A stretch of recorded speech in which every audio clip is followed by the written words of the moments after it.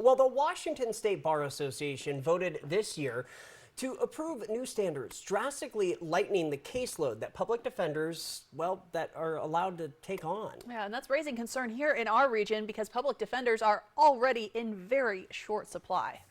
We were behind, and now we're going to be even more behind. Benton County Office of Public Defense Manager Charlie Dow has seen the struggle on both sides of the river. As a public defender myself, I take cases here in Benton County. I still have some in Franklin County. I'm winding up. The workload is obviously very difficult to keep up with. But he says this goes beyond Benton and Franklin counties. If you look at the Bar Association proposed standards, I'm concerned that we might not have enough attorneys statewide, wholesale.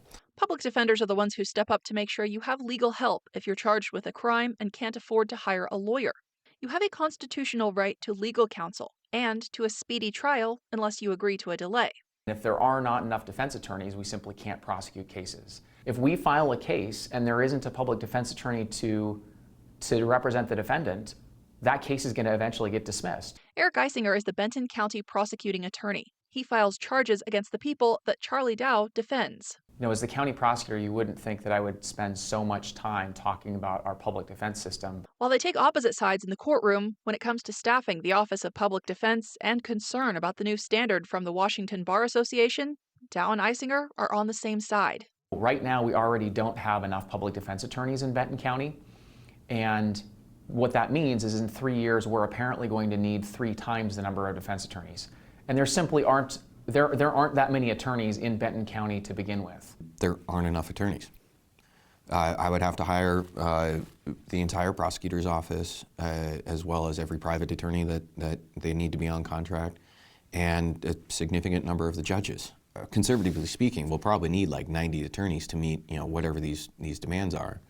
And there's, 80 or 90 attorneys in the area that meet that criteria, some of which are retired. This is more than a thorny legal problem, or something that will only impact impoverished criminal suspects. Eisinger says it's the top public safety concern on the minds of lawmakers, law enforcement, and city and county leadership. Because if the system doesn't work, if the system breaks, then we're unable to take care of all of the cases that our community needs us to address. And I don't ever want to get to a point where we're telling members of our community, I'm really sorry that we can't prosecute your case because we don't have enough public defense attorneys. That is not acceptable to me. So what is the answer?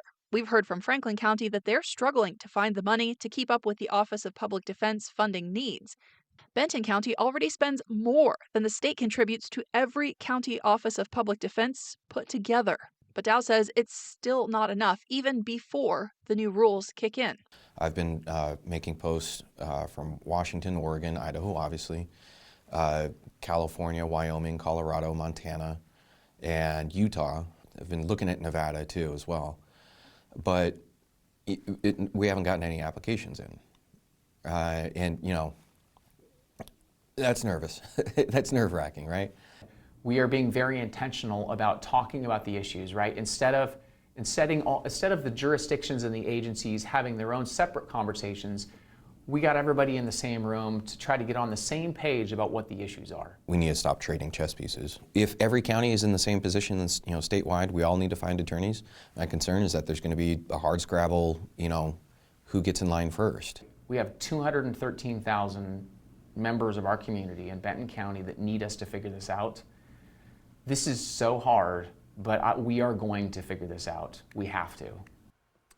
This is a 3-year process, which is very, very quick in legal terms. One potential long-term solution that Mr. Eisinger mentioned would be bringing a law school to the Tri-Cities to train more lawyers.